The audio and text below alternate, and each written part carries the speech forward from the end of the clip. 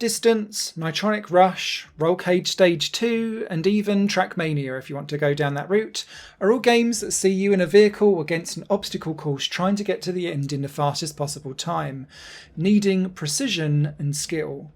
Neodash is the latest game to follow in those footsteps and comes with tons of charm, real great vibes in terms of the synthwaveness of everything that's going on, but it also comes with the Wall of Death that chases you and makes sure that you have to provide speed as well as that accuracy to get to the end of the level. No more can you just simply try and amble your way around and be careful about it. Now you need to combine speed and precision. Whilst this wall of death that chases you might be Neodash's unique selling point, for me it's the whole way that the aesthetic and vibe comes together across all parts of Neodash that really cemented it being a great game for me. It's got fantastic visuals that pulsate to the beat of the music as it plays. You can sync certain songs in the game to run with certain levels when you're in the level creation tool, for example, so that you can really get that thumper thumper pulse and even design the levels with that in mind. When it comes to the handling of the car, it's arcadey and responsive when you're drifting around corners, but there's still weighty physics when you're up in the air and needing to kind of glide down with your wheels become wings, I guess, once you're up in the air. And it's tricky, and there are some frustration points that I'll get to later on, but on the whole, Neodash absolutely lands what it's trying to do.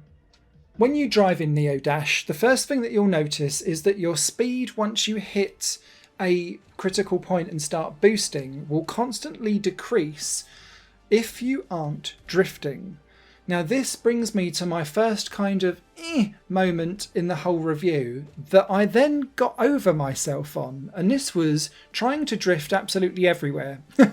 I felt like it was a weird thing to be asking me to try and drift on the straights, but what I ended up doing, and it took me a while to kind of play myself into this, was to take the most widest line possible around some of the corners so that I was constantly in a state of drift.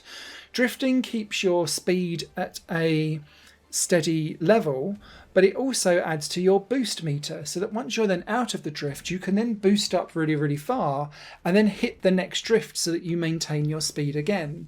I was coming at this game from a slightly different perspective in that I was trying to bomb it down the straights using boost and then trying to like drift around the corners so that I could then recharge my boost and get going again. But actually it's more about trying to like cack-handedly get the boost going wherever you can. And once I changed that mindset, no, I wasn't hitting the scoreboards alive. And I wasn't troubling anywhere near the top 300 of any level. But it did mean that I was staying ahead of that wall of death and largely being quite competent as I was getting through the game.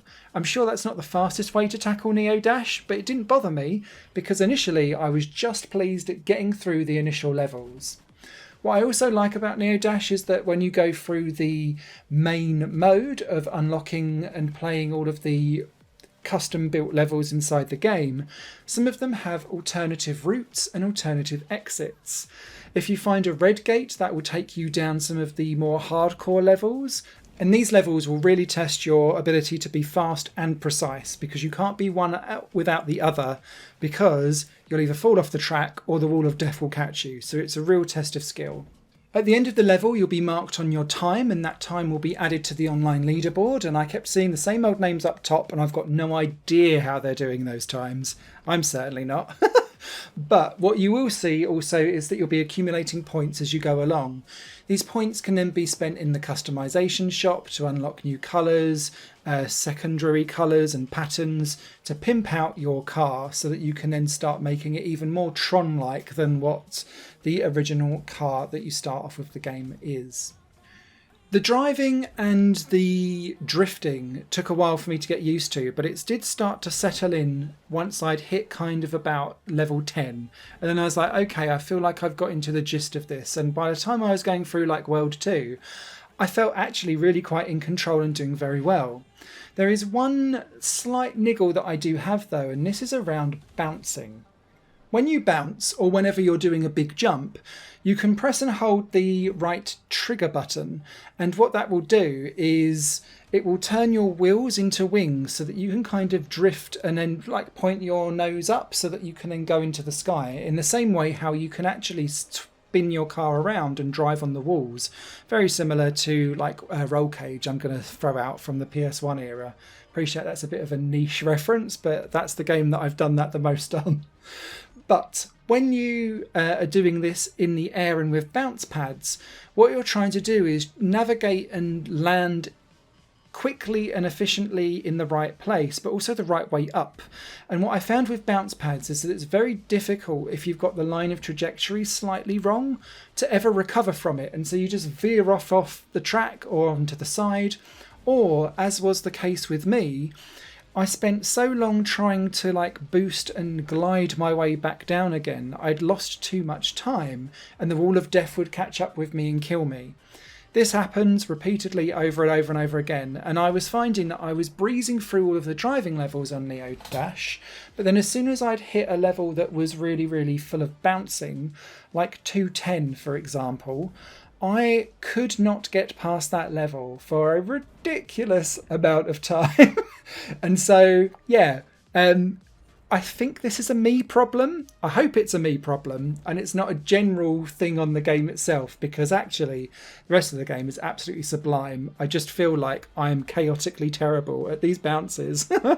So probably me doing a get good, and you'll be able to see from the gameplay footage that I've paired alongside this that you can be like, yeah, Simon, you're just a bit terrible. Outside of this, there's also a whole user creation part, because you'll have a level editor and the ability to download, play and rank and save custom levels designed by everyone else. These levels are really, really well done, the ones that have been uploaded. I did muck about with the level editor. I found it a little bit finicky to get a track running that involved curves, which I appreciate sounds a bit odd, but it's because there's no kind of snap-on together. Normally when you've got track creators, it helps you out a little bit by saying, oh, you're kind of vaguely in the vicinity, I'll snap things on together. And it does this with the start and end that you have to put in mandatorily in a level for it to actually run. But everything else just seems to be unsnappable. So if that could be done, I think it would save on me making really, really jagged levels because I daren't upload anything that I've actually created because they're atrocious. However, you can make something that looks really cool quite quickly and easily, so long as you're okay to use the mouse and keyboard to try and navigate yourself around, and you're able to then verify and validate your level by driving through it from beginning to end. I will say though, with Neodash, there are quite a few levels on there that kind of are a bit broken. So yeah, you just have to kind of do some good sorting so that you can get some absolute gems. But it's clear that the community is interested, creating lots of levels, getting them online. And as with all of those types of things, it's about making sure that you can sort the wheat from the chaff.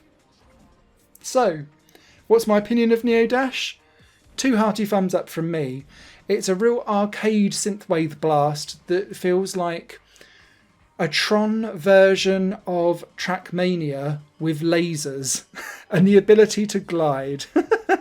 I thoroughly enjoy it.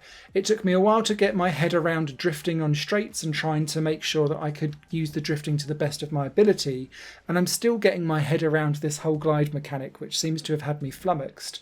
But I'm enjoying myself. I can already see myself going, oh, you're not quite in the top 500 of a level. Restart, replay. And that's a sign for me of a really good game, that it's got me by the hook to be like, oh, go on, just one more go. Yes, you can do that quicker. Oh, you could have boosted a little bit better there. Or you could have drifted there and saved some speed.